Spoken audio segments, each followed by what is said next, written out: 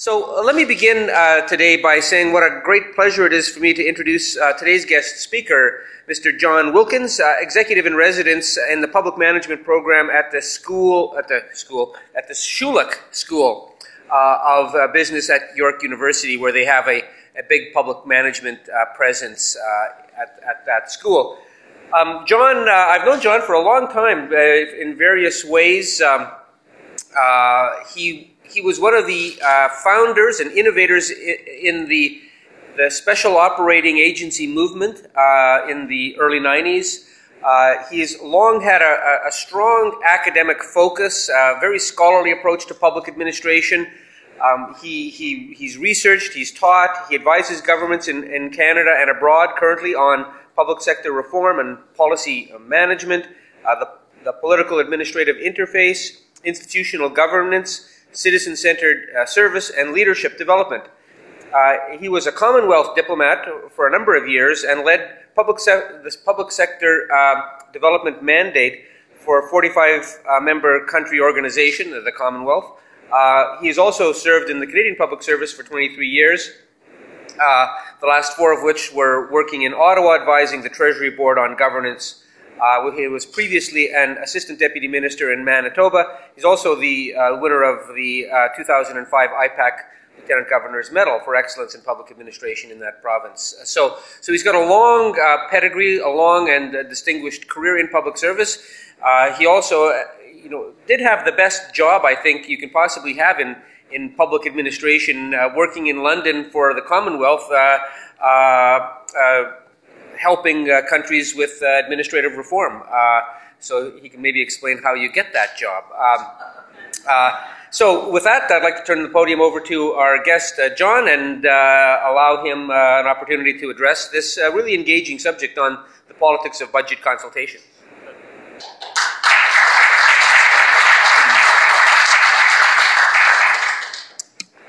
Thank you very much for that introduction, Ken. I almost recognized myself.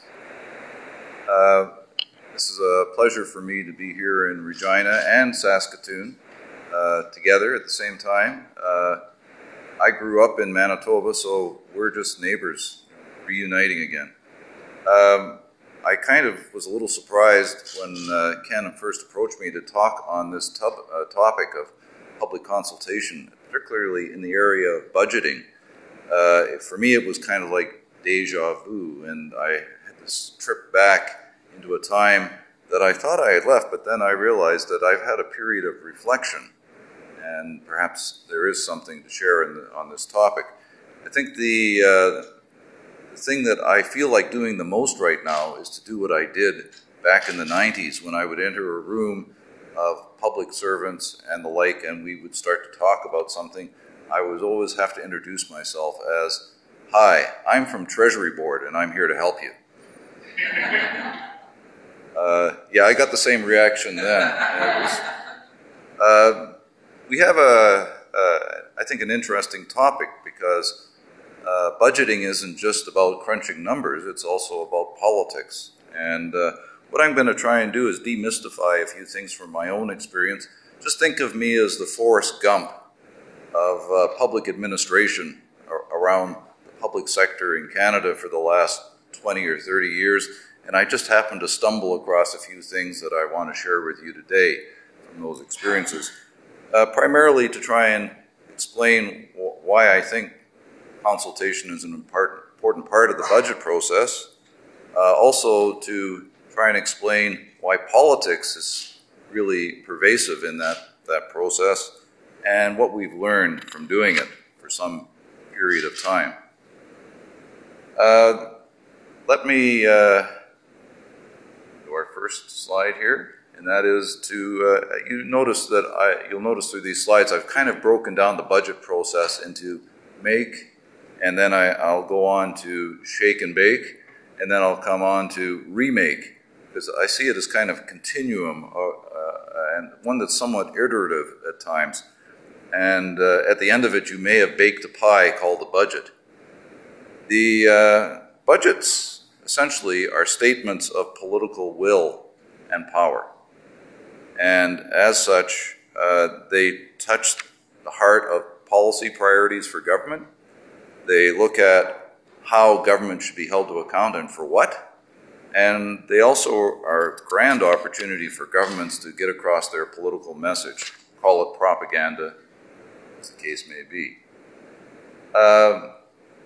This is kind of what happens usually on budget day. The Minister of Finance shows up and everybody in the gallery says, geez, not another mission statement. It's really, a budget is really a statement of political intent. And it seeks to attain some sort of strategic alignment and collaboration between the government and the society it serves. The objective? Well, what we know is that the needs of society will always be greater than the resources available to government. And we also know that budgeting is an inherently political process. And in there are political roles. They are about determining priorities, about clarifying policy expectations, steering public communications and listening to the public in the process, making decisions and being accountable, getting cabinet colleagues on side who might otherwise be in opposition, negotiating with the center of government, the central agencies, monitoring progress and staying informed, and importantly, from a political standpoint, taking credit. Let you think about that one for a while. It's also part of the management cycle. Budgeting is a critical element of the management cycle in government. And there are public service roles that are played in the budget process, ensuring capacity and performance, tracking commitments and seeking clarity, using solid data to provide a range of relevant options, maintaining relationships with ministry clients, and offering fearless advice and energetic implementation. There's a lot of factors. You know, they always say the devil is in the details of implementation. In making a budget, you have to consider the fiscal environment, the willingness to borrow, the politics of different options, the economy that you're trying to sustain. What is the orientation of control that's needed in order to achieve provincial, federal, or local interests? Should it be more centralized, more decentralized? What's the organization structure of government that needs to support all of this? And how does technology play a role? Funding availability is perhaps, though, the most important factor in deciding what goes into a budget. The more limited the resources, the more complex and difficult the process. And are we in a growth or restraint mode as a result of all of that? There's a whole host of potential critical success factors, but budgeting is about, I think, essentially three things. It's translating government ideas and commitments into action. It's effective support and information for decision making. And it's analysis of costs, communications, and implementation, then delivery. All of that usually on the go, on the run, all happening simultaneously. You know, one thing I've learned about being around the public sector for almost 39 years is that there's no shortage of ingenuity in the public service. And when it comes to budgeting, public servants are profoundly capable of coming up with more than one solution that will fit every problem. And as a result, the structure of government, the way government works in this country in particular, is quite diverse. The institutions of government are as diverse as the challenges that government has. And we don't take a one-size-fits-all approach to most things. We generally customize or try to fit a solution to the problem. So when we look at what governments do in budgets, usually to control costs or improve opportunities for government to capitalize on, we have our old favorites like arbitrary across-the-board cuts. We have wage controls and rollbacks. See, I've started with all the favorites for public servants. This is these seem to come so easily in the thinking process, in the brainstorming. They come right to the top. But of course, we also have to look at restructuring, some business process re-engineering, cost recovery and user fees for various purposes, and some program review, strategic review, or functional review to test the raison d'etre of programs and services. And on a more systematic basis, we have alternative service delivery, which can involve creating new types of organizations and approaches to the challenges of government, such as special operating agencies, public-private partnerships, outsourcing, and privatization. What are the trends that are recognizable over a period of time? Well, budgeting has changed. I mean, things are faster and more complex, and just-in-time decision-making is the modus operandi of the day. You need to think globally and locally at the same time about the problems you're addressing. There's a lot of horizontality. I always wondered whether that was a real word, but apparently it is, at least in the public service. And a lot of intergovernmental approaches to what are called wicked problems, more complex things in our array of challenges in government. And we have a focus on being more evidence-based and results-oriented. Results-based management is the mantra of most governments these days. Capacity for implementation and measurement is also a critical factor in feeding into that ability to demonstrate results and outcomes. And recognizing that one size does not fit all, that we have to respond to the circumstances and to the setting. And public consultations has emerged out of that because, frankly, for government, it doesn't have all the answers, and so it turns to others. One of the other features of the budget process is that it's really the performance management framework for most governments. It's how you can measure whether or not most aspects of what government is about are being accomplished from a variety of stakeholder perspectives. And so it's a performance tool, it's a budgeting tool, it's about reviewing expenditures, it's about, at least on an annual basis, evaluating what the results are from the budget with the authority and the resources allocated. It's taking a look at long-running programs to make sure they're still relevant and current. And it's about terminating programs and reallocating resources to higher priorities as necessary. Just to tie up this section of the presentation, I would conclude that adaptation, being fit for purpose, and continuous improvement are common to most budget processes. Now let's move on to the shake and bake, which is the rationale for consultation in the budget process. We have to accept, first of all, that the environment has been changing in which budgets are being set. Centers of economic activity are shifting regionally and globally. Demographic changes are occurring, particularly with youth and the elderly. And there are rising citizen expectations for value in all of this, including a reduced trust level in governments these days and a need for public sector spending to be checked. That's a nice word for saying reduced. So, budget consultation embeds representativeness and participation in government decision-making.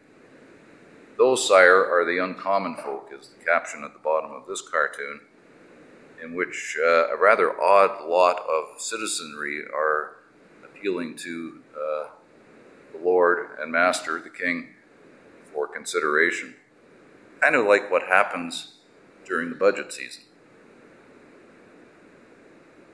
But all of this is based on the notion that government has really become more citizen-centered. In order to be relevant and effective, it focuses downward towards citizens rather than upward toward elected officials.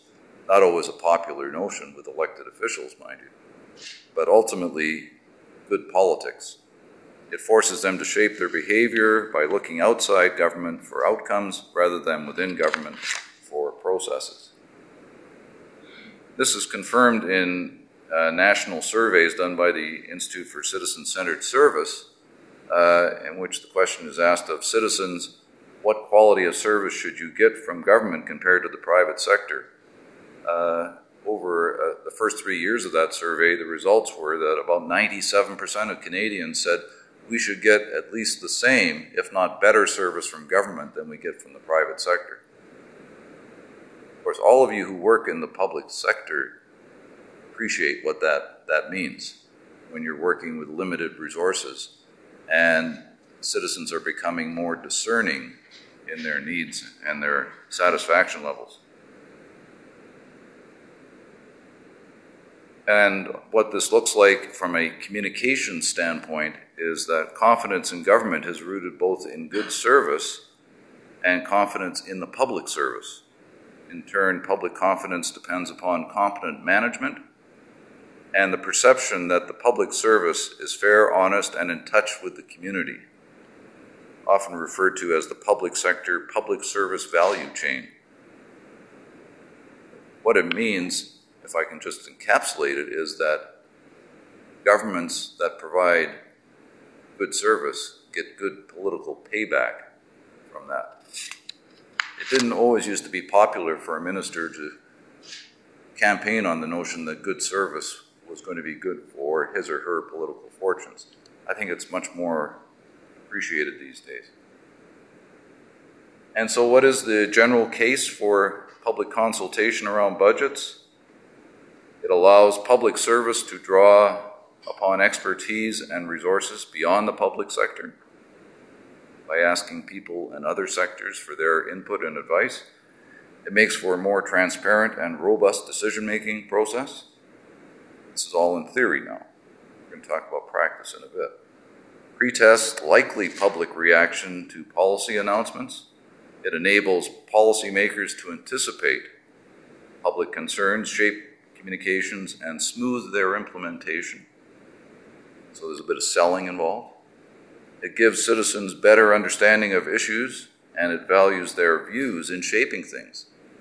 People like to be called upon for their advice. And it increases public acceptance and support of new policies. In terms of the process, it's really in the budget process, consultation and participation is in place when it involves all stakeholders. That is, parliamentarians, NGOs, civil society organizations, the media, all sectors, private and public and civil.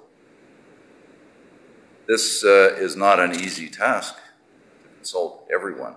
As we know, ministers their main job is to make policy. How do they make policy? It's largely based on serving what's called the public interest or the public good. How do you know what's in the public interest? They have to appreciate what the different constituencies want and need. And sometimes they have to dare to suggest that the things they really need aren't what they want.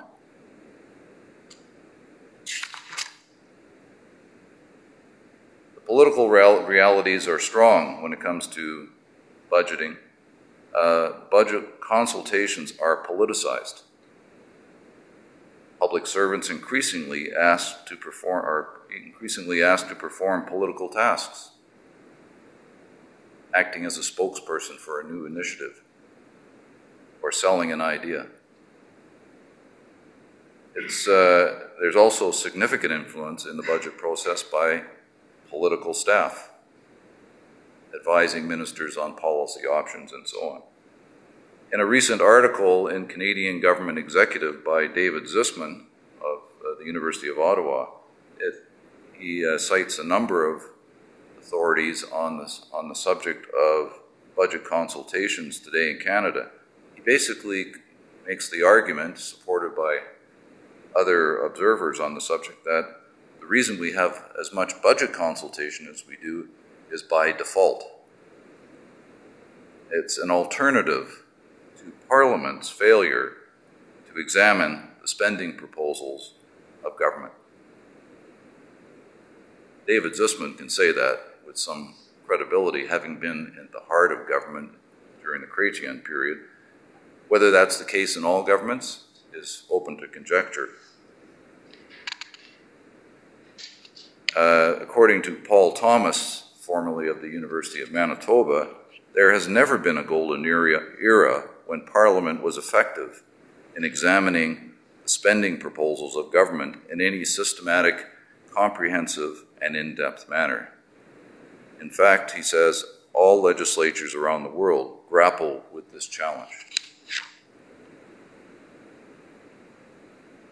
Now we're going to remake the budget. We made a preliminary budget. We shaped it and baked it a little bit. It's kind of what, it's when they score a touchdown, when the Riders score a touchdown, then you can think of all the usual characters who do the little dance in the end zone. That's what that process is about. Now remaking it, you got to take all of that on board and form a budget that your Minister of Finance is prepared to table. And so budget makeovers, if I can call them that, are even more important in developing countries, where we have something to learn perhaps.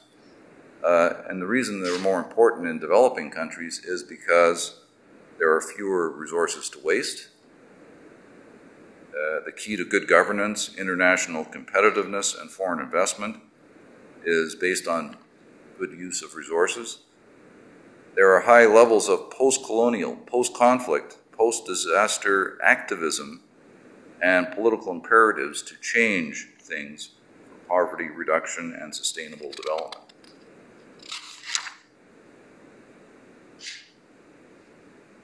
This is basically, this cartoon is saying the process and timing of budget consultations are sometimes more valuable than the aims of and the results that achieved in the process.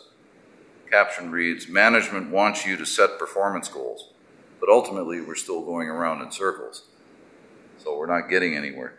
So sometimes understanding the process of budget consultation, not necessarily the product that it produces, will achieve more for a government than anything else.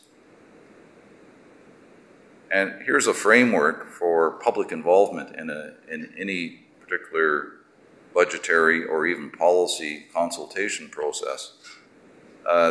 This is based on the notion that participation is one thing, that is, people showing up. So far, you people have shown up. You are the participants in this program today. But what's better is if you get involved or you're engaged. So having a question and answer period allows for that, an exchange to happen that can enrich the opportunity that we have. It's kind of like the fable of ham and eggs. The chicken participated, but the pig got involved. There's a depth of commitment there that you just can't underestimate.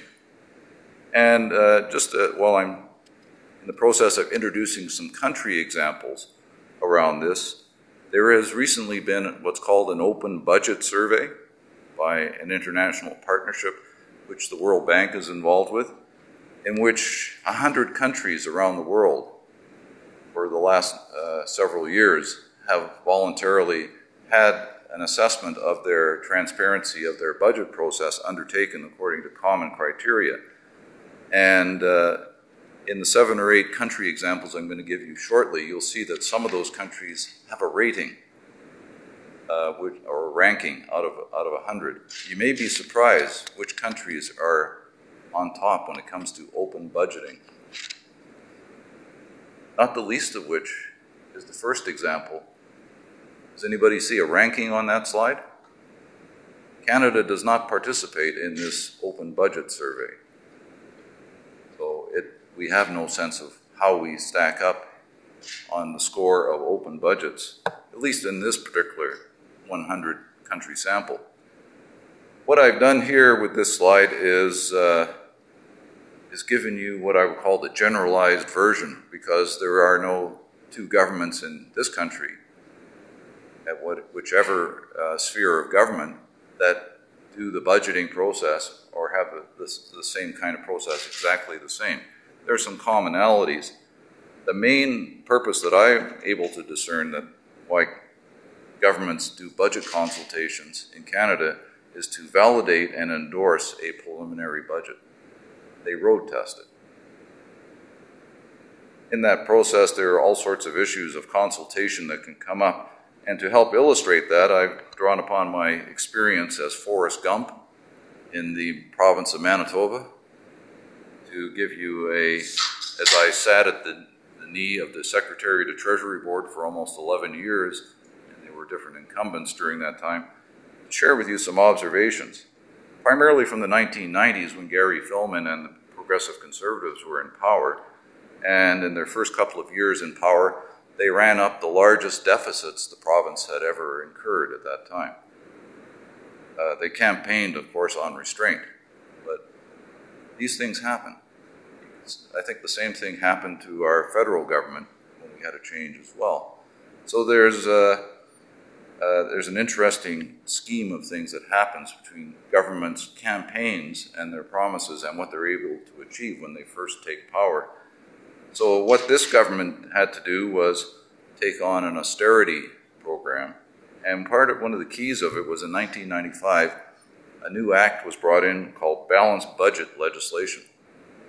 In that legislation, one of the key ingredients to it was that if a minister, if his or her department went over budget during the year, no matter by how much, they lost 20% of their compensation as a minister. If it happened a second year in succession, they lost 40%. And if it happened a third year, they were moved to the back benches. So there was a clear incentive plan to control expenditures. And for the most part, it worked because the province did balance budgets for somewhere around 8 to 10 years.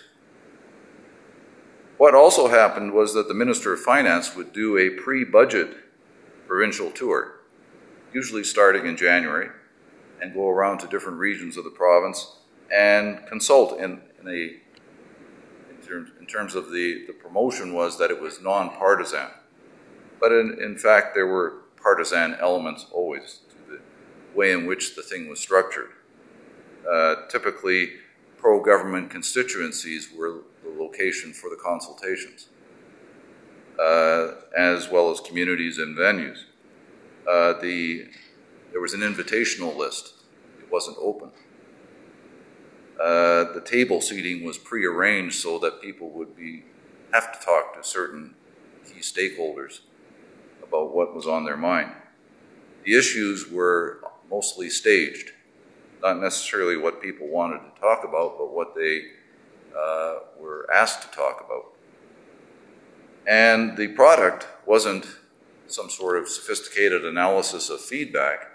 It was margin quotes in the budget document that said, in Altona, we agree with the government's plan on agricultural development. It was never attributed, but apparently everybody in Altona thought that whatever the government was doing was a good deal. And that's the way, and there were some dirty tricks involved in some of this too. So part of this was also that, at least in the Manitoba context, there was an inner circle of power, the advisors to the Premier, and they were the Secretary of the Treasury Board. Manitoba had a long history of partisan appointments to that job.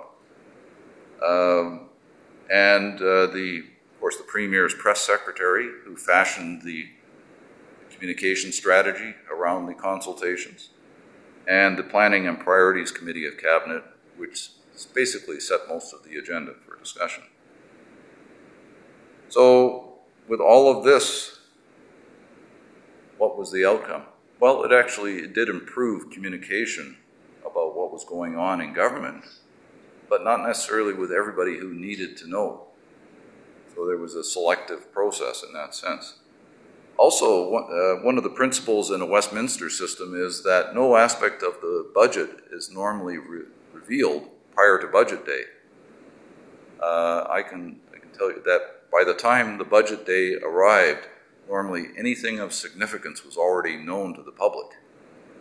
It had, in effect, a pre-release schedule was undertaken in which allowed people to get used to the idea that something new was coming along, sometimes which might not be popular and which might need to be massaged. Not enough detail usually in the budget consultations to be able to say that secrets were revealed that might compromise the government or which might give advantage to any particular private individual, but enough of the principles and fundamentals to have a discussion about it and be able to quote certain things in the budget.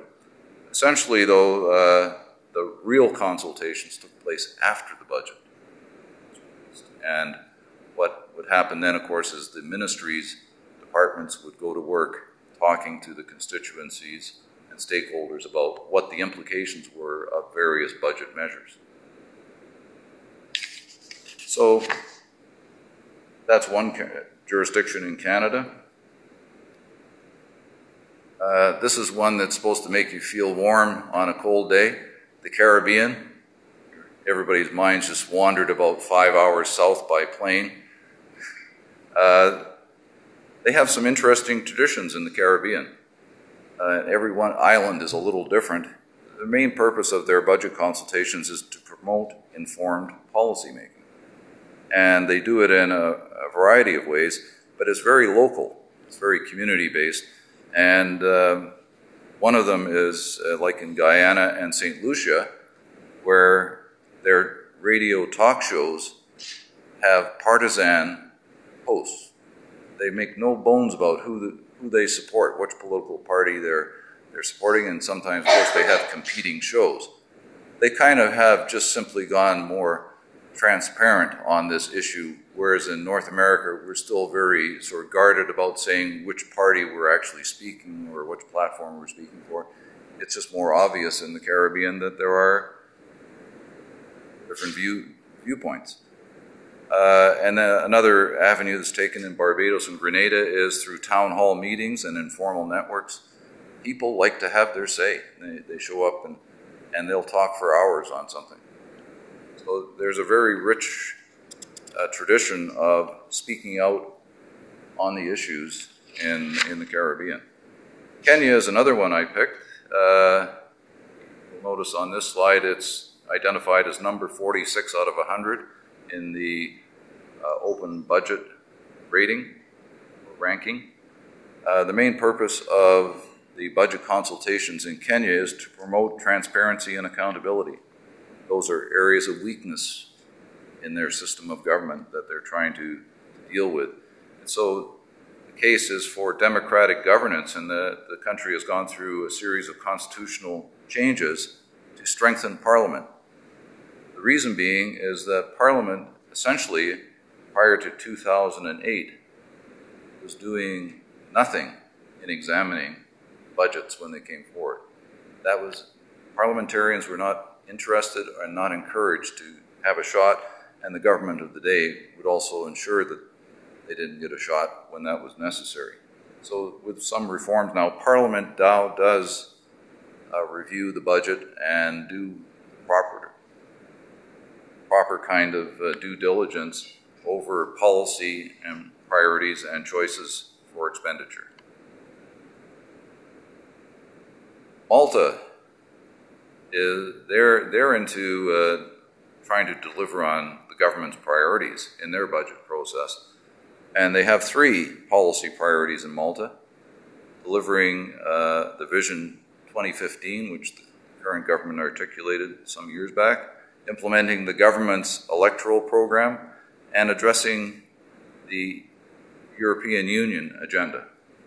They just became members of the EU in the last 5 years. This work is driven by the centre of government, and it's supported by line ministries. It involves a blended approach using a multitude of techniques such as task forces, studies and research, international comparisons, impact assessments, and also engaging stakeholders through formal bodies and networks, as well as consultation exercises. Romania. Yeah, just to make sure you know, they haven't joined the Commonwealth, so I'm not only using Commonwealth examples. Their aim is to engage taxpayers in prioritizing spending, particularly through electronic participation. You notice their ranking is number 49. They have an initiative called Bani Pierduti, which literally means missing or lost money, which is to counteract corruption. Money goes missing, can't be accounted for in the system, and this is an electronic process which actually is used by the public to simulate two things: what it's like to create a central budget in Romania and to identify priorities, and secondly, to assess the impact of introducing those measures, those priorities, in a budget. There's a website that's in development with support from the U.S. Embassy in Romania, and they're looking at Facebook and Twitter applications in the future to engage more citizens in this process. It's really more of an educational mechanism than anything else, educating people to learn more about government and what budgets do or don't do for them. Singapore, which is perhaps the most disciplined country that you'll ever encounter when it comes to introducing any innovation, this is the place to get it. And they'll train you on anything, whether they know anything about it or not. They have the capacity to train anybody on anything in Singapore. They are masters. They recognized early in their history as a nation that they didn't have any natural resources except one, people. So 4 million people now train the world and also lead in many public administration practices. An example I drew here is one of them sharing the big picture with the public. Not always, popular view, but sometimes one to learn from. They had an example of called pay-as-you-earn scheme, where they were going to introduce, they were going to lower taxes over a 2-year period, and the government decided to shelve the pay-as-you-earn scheme for tax payments. This is the quote from the article from the Straits Times. On the pay-as-you-earn scheme, many respondents highlighted the administrative burden and compliance costs of the proposed system. The Minister of Finance concluded that it was not worth the imposition on businesses and individuals to restructure the tax system. This experience has strengthened the Minister of Finance's intention to test new ideas with the public as a matter of practice so as to design better policies. Feedback is an important part of policy formulation and not just for fine-tuning policy implementation. South Africa, number 2 on the open budgeting rankings. It was number 1 the year before. The aim of their process is to set priorities. And they have something that's been in place really since 1994 and the end of apartheid, called Bato Pehli, which means people first. There's a significant framework and structure to support ongoing consultations with South Africans and a process of decentralization of the budget to provincial and local levels at the same time. So dealing with the provinces, local government, the NGOs, and a whole host of other players, including the public service, is important. Bato Pehli was set up to consult 3 million South Africans a year. It currently consults 40 million out of 50 million.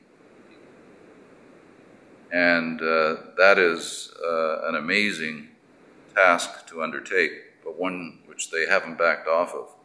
They deal with issues in a local area like, what do we need more of here? Do we need heart surgeons? Or do we need programs that deal with STD prevention? And people make those choices and they're factored into the budget process.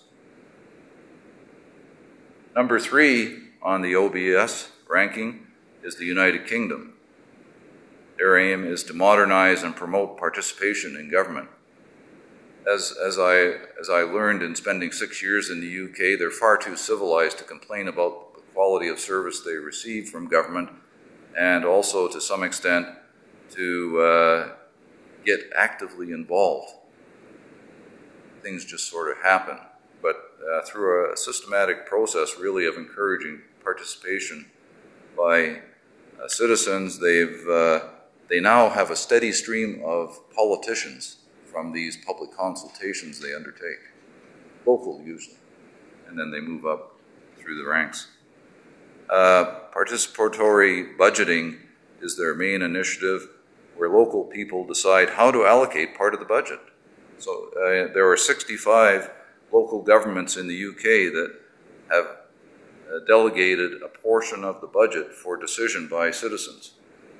And here's a couple of examples. Voice Your Choice in Manton, Nottinghamshire, where they have ballot boxes where citizens can allocate small amounts to worthwhile projects based on their assessment of it. In Newcastle, there's Children and Young People's You Decide. 2.25 million pounds is budgeted and decided upon for children's programming, vulnerable and disadvantaged youth specifically, by citizens who are under 13. God, that's a scary thought for all of us who've raised kids, right? Maybe it'd be scarier if they're after 13, and up until they're about 18. This was introduced by the Labour government and has not been received as well by the current coalition government, and so the funding in these situations has dropped off a little bit, but where it is in place, it's changed behaviors and outcomes. Now to my summing up the lessons learned. What are the good practices? Well, first let me say it's more about best fit than about best practice. What we're looking for in these international comparisons, at least, is smart or good practices to be introduced that fit the need, that fit the setting. And that means that effective budget consultations depend on cultivating relationships and learning humility. As we look at the first organization chart, we all recognize humility as being an important ingredient when we think of our citizens and stakeholders.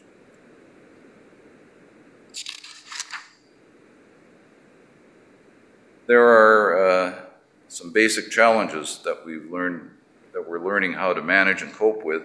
Consultation is crucial to sound policy and budget development. Many countries have extensive consultation processes involving the private sector, civil society, and others. One problem with consultation exercises, however, can be that nothing gets done. They become talk shops. Much time and resources are spent on consultation at the expense of achieving results. Sometimes the consultation climate can be acrimonious, and stakeholders take a combative approach.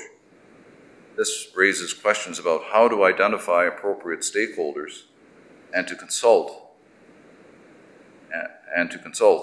when to decide it is time to stop listening and act.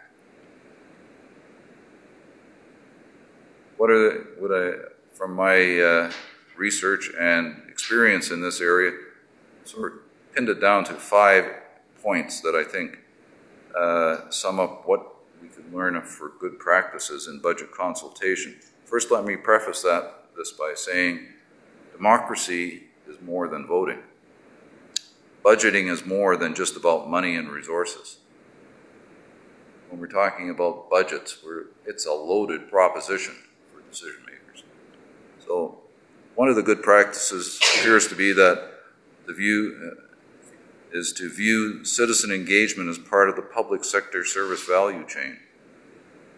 That you can't have good policy and good service without some kind of consultation process that informs what is in the public interest, involving citizens in budget decision-making and design to improve service delivery. In fact, putting the citizen at the heart of the initiative of the program, and even involving them in the delivery of programs, especially this is happening in the developing world, where people are taking charge of their own problems.